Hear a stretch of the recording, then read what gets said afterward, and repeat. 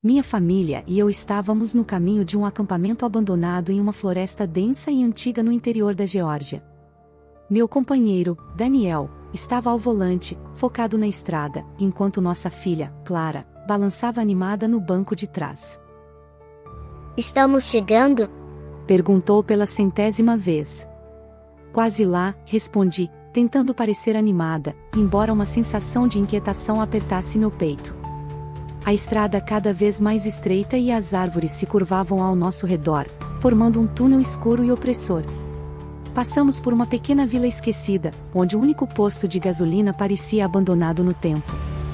Quando mencionamos para onde estávamos indo, o atendente nos lançou um olhar desconfiado e murmurou algo inaudível.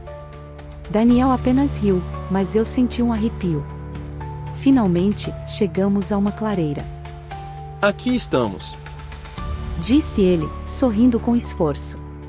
O lugar era como nas fotos que eu tinha visto online, mas havia algo errado. Um silêncio pesado pairava no ar, e parecia que a própria floresta estava nos observando. Estávamos completamente sozinhos. O calor não impedia o calafrio que subia pela minha espinha. Começamos a montar a barraca e organizar nossas coisas.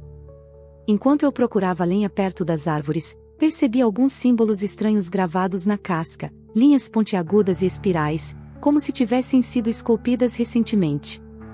Meu coração acelerou. Aquilo definitivamente não era trabalho de um animal. Daniel, venha ver isso, chamei. Ele olhou e deu de ombros.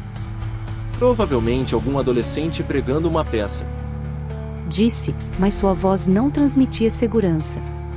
De repente, ouvimos Clara gritar. Olhem! São ossos. Ela segurava um osso pequeno e branco, polido como se estivesse ali há muito tempo. Talvez fosse de algum animal pequeno, como um coelho. Fiz com que ela o largasse e lavasse as mãos, mas percebi o brilho de excitação nos olhos dela. Clara sempre adorou coisas assustadoras, mas algo naquele osso parecia errado. Um pressentimento ruim tomou conta de mim. À medida que o sol se punha, o ambiente ficava ainda mais estranho.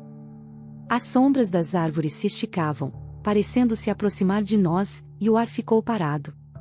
Nenhum pássaro cantava. Nenhum inseto fazia barulho. Não consegui deixar de olhar para a borda da clareira, tinha a sensação de que algo estivesse escondido ali, nos observando. Acendemos uma pequena fogueira, esperando que o calor afastasse a sensação de desconforto. Tentamos contar histórias, mas nossas vozes foram abafadas, como se fossem engolidas pela escuridão ao redor. Até Clara, normalmente falante, se encolheu ao nosso lado e sussurrou. Vocês acham que tem algo aqui? Sorri de maneira encorajadora. Não, querida. Estamos sozinhos. Disse não acreditando em minhas próprias palavras. A noite caiu como uma cortina espessa e, de repente, ficamos cercados por uma escuridão total. Clara adormeceu entre nós, seu rosto inocente alheio ao medo que eu sentia. Fiquei olhando para as chamas da fogueira, tentando ignorar a sensação de algo errado. Então, ouvi um som que fez meu sangue gelar. Passos, pesados e lentos, vinham da direção do rio. Você ouviu isso? Sussurrei para Daniel. Ele assentiu, os olhos fixos na escuridão. Deve ser algum animal, disse ele, mas sua voz estava trêmula. Os passos continuavam, cada vez mais próximos, mas não eram rápidos como os de um cervo ou de algum animal pequeno. Eram lentos, deliberados, como se algo enorme estivesse se aproximando devagar, sabendo exatamente onde estávamos. Mamãe? Clara acordou, a voz baixa e trêmula. O que é isso? Nada, querida. Ela segurou minha mão com força, os dedos gelados. Os passos pararam de repente, mergulhando a clareira em um silêncio total. Então, veio um estalo alto acima de nós, como se os galhos grossos estivessem sendo quebrados. Algo grande estava se movendo nas árvores. Corram para a barraca, agora! Sussurrou Daniel, a urgência clara em sua voz. Peguei Clara no colo e nos apressamos para dentro, fechando o zíper com mãos trêmulas. Apoiados uns nos outros, ouvimos o som dos passos começando novamente, agora rodando a barraca, lentos e calculados. Clara se escondeu em meus braços, tremendo de medo. Do lado de fora, garras arranhavam o tecido da barraca. Tapei a boca para abafar um grito. Então começamos a ouvir vozes. Vozes distorcidas, como risadas mescladas com palavras erradas, quebradas, como se algo estivesse tentando imitar a fala humana. Elas vinham de todas as direções cada vez mais próximas, circulando nossa barraca. Eu segurava Clara o mais forte que podia, sentindo o terror crescer. Daniel estava ao meu lado, pálido, os olhos arregalados de medo. Eles não paravam, sempre andando em círculos à volta da barraca. De vez em quando, algo pressionava o tecido da barraca, quase tocando nossos rostos. O som era úmido, como uma respiração pesada. Fechei os olhos, desejando que tudo acabasse.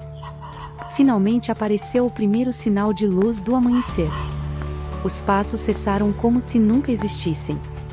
Daniel abriu o zíper e espiou para fora.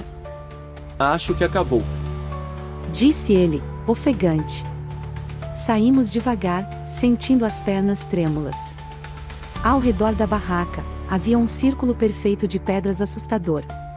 Mais à nossa frente, linhas e espirais marcavam uma árvore, e uma seiva escura escorria, parecendo sangue. Essas marcas não estavam aqui antes, murmurou Daniel. Clara se agarrou a mim, pálida e tremendo. Precisamos sair daqui agora. Falei, tentando manter a calma.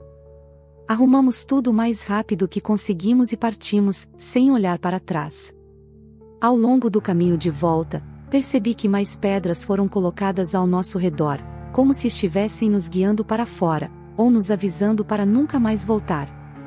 Durante toda a viagem para casa, a sensação de estarmos sendo observados não me deixou. Mesmo com o sol brilhando, eu sabia que algo ainda estava lá, escondido nas sombras das árvores. Esperando por mais uma noite em que estaríamos sozinhos.